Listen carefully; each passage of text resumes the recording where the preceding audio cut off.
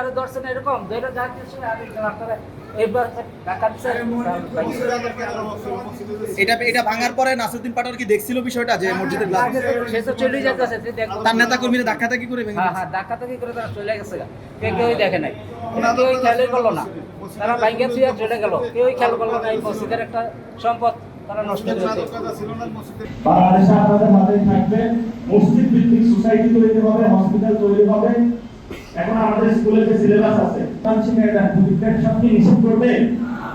এটা হলো মসজিদের যারা মুতাআল্লিম থেকে শুরু করে দায়িত্বশীল আছে, আপনারা আল্লাহর রাস্তায় ব্যবস্থাগুলো চালু করেন। আমরা তো সেগুলোর জায়গায় পলিটিক্স করতেছি, সমাজের অবস্থা আমরা জানি কোন অবস্থায় আমরা যাচ্ছি।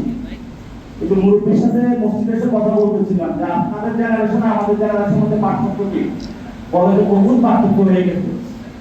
এই যে উনি বলতেন পার্থক্যটা কি, সিগারেট খেয়ে মুখের মধ্যে ধোয়া যায়।